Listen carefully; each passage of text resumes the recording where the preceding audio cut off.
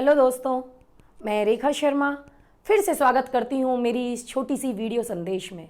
Friends, आज की मेरी इस वीडियो में बात करते हैं कि इंसान के शरीर में विभिन्न तरह की जो बीमारियां जन्म लेती हैं उनका हम ट्रीटमेंट तो करते हैं, उपचार और इलाज तो करते हैं, पर क्या कभी जानने की कोशिश की कि ये बीमारियां क्यों और कैसे होती हैं? इन सब बीमारियों के पीछे का कारण क्या है?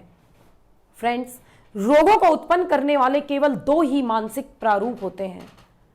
दोस्तों, आज इस हम वीडियो में बात करेंगे कि ये क्रोध क्यों और कैसे आता है और कैसे हम इस पर काबू पा सकते हैं। आज हमारे देश में अधिकांश लोग किसी ना किसी बीमारी से जूझ रहे हैं। फ्रेंड्स, हमारा इंडिया, हमारा देश जो एक खुशहाली का देश है और आज डिजीजेस का वर्ल्ड कैपिटल बना हुआ है, हमारे ही देश में क्यों अधिकतर लोग डिप्रेशन और एंजाइटी की टैबलेट्स लेते हैं, मेडिसिन्स लेते हैं?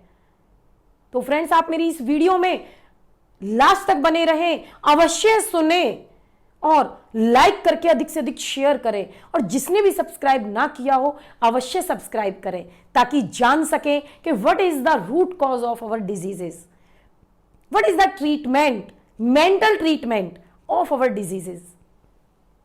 तो फ्रेंड्स, हमारी बीमारियों को जन्म देने वाले दो मानसिक प्रारूप हैं, क्रोध और भय। बात करते हैं क्रोध की। फ्रेंड्स, क्रोध बहुत खतरनाक होता है। Anger is danger, anger is danger, बहुत खतरनाक है। ये एक इनविजिबल फायर है जो इंसान को अंदर ही अंदर जला देती है और दिखाई भी नहीं देती। कोसों दूर लगी हुई आग तो दिखाई दे जाती है और कोशिश भी की जाती है उसको बुझाने की, लेकिन क्रोध एक ऐसी आग है। फ्रेंड्स, आग भी दो तरह की होती है, याद रखें, एक तो जुनून की आग और एक क्रोध की आग, और मैं बात कर रही हूं इस वीडियो में क्रोध की आग। फ्रेंड्स, इस क्रोध की आग को ना जलने दें जो इंसान को अंदर ही अंदर जलाकर बर्बाद कर देती है, खत्म कर देती है। क्रोध की वजह से ही रिश्ते खत्म हो जाते हैं, गलत फैसले लिए जाते हैं।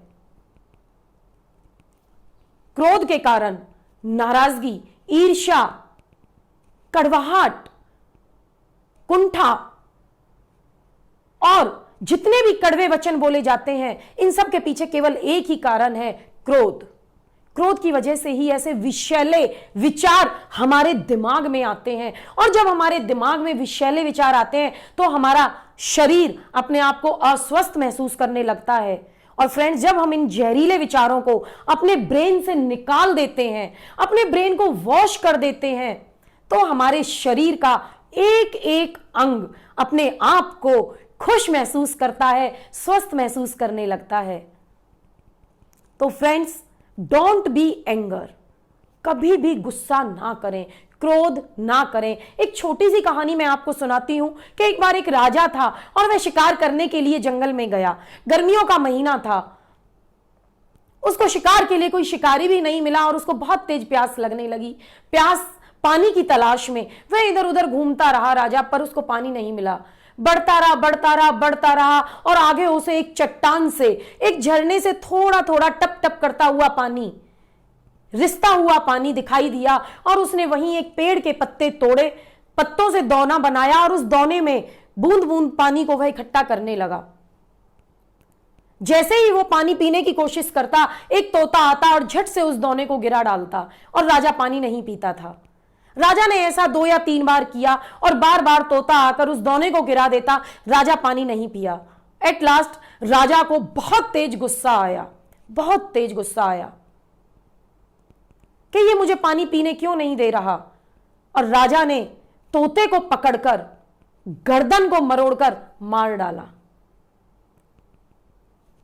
अगली बार राजा ने कोशिश की और देखा कि पानी थोड़ा ऊपर चढ़ता हूं तो पानी का फ्लो ज्यादा था, कि वहां से पानी ज्यादा मिलेगा। राजा थोड़ा चट्टान में थोड़ा ऊपर चढ़ा और देखा कि वहां तो चट्टान के ऊपर एक जहरीला सांप मरा हुआ पड़ा है।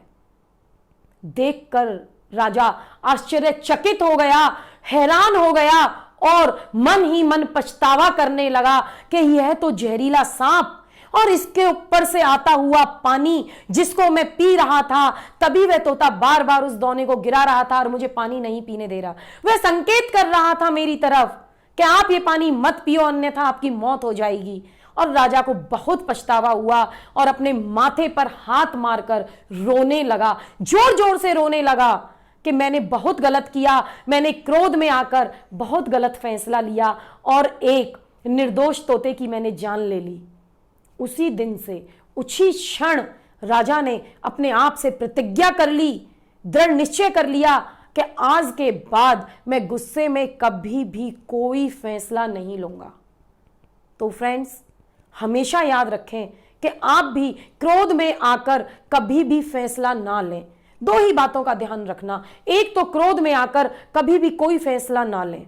दूसरा, अगर आप अपनी नेगेटिव स्टेट में हैं, नेगेटिव मूड में हैं, क्रोध के आवेश में हैं, तो आप भोजन ग्रहण ना करें, कदापि ना करें। कई बार अपने परिवार के जो सदस्य होते हैं बार बार प्रेशराइज करते हैं और हम भोजन ले लेते हैं। फ्रेंड्स, यही कारण है हमारी बीमारियों का। एक यह भी बहुत बड़ा कारण है जिसकी वजह से हमारे शरीर के अंदर बीमारियां जन्म लेती हैं। तो हमेशा दो बातों का याद रखें, क्रोध में आकर कभी भी कोई फैसला ना लें और क्रोध के आवेश में आकर कभी भी भोजन ग्रहण ना करें। तभी आप सुखी और स्वस्थ रह सकते हैं। तो फ्रेंड्स, क्रोध में आकर आप कभी भी कोई फैसला ना लें। अगर आप किसी बीमारी से ग्रसित हैं तो आप उसको जानने की कोशिश करें, उसकी जांच करें खुद ही और फिर उसका उपचार करें। क्योंकि अधिकतर हमारी जो मानसिक बीमारियां होती हैं उनके पीछे केवल और केवल एक ही कारण होता है, क्रोध। जानो कि क्या यह क्रोध का रूप हो सकता है? क्या क्रोध की वजह से ही मेरे अंदर ये बीमारियां जन्म ले रही हैं? तो फ्रेंड्स, क्या आप अपने विचारों को बदलने के लिए तैयार हो सकते हैं? क्या आप अपने अंदर भी सकारात्मक विचार लाने की कोशिश करते हैं? ये अपने आप से आप प्रश्न कीजिए।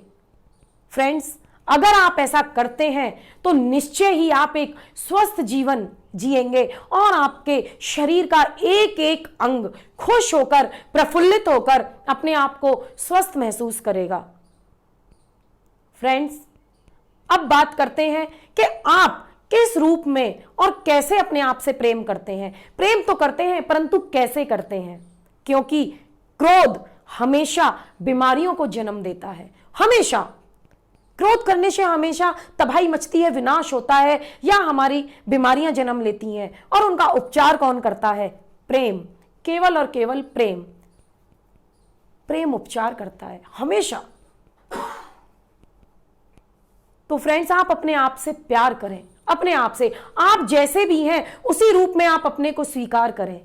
और हां, सबसे पहले और सबसे इंपॉर्टेंट बात यह है कि आप अपनी और दूसरों की आलोचना करना छोड़ दें। कदापि किसी की भी आलोचना ना करें और अपनी भी आलोचना ना करें। आप जैसे भी हैं उसी रूप में आप अपने को स्वीकार करें। और फ्रेंड्स, इसके लिए मैं आपको एक छोटी सी बात बताती हूं कि आप अपनी एक मिरर इमेज बनाएं।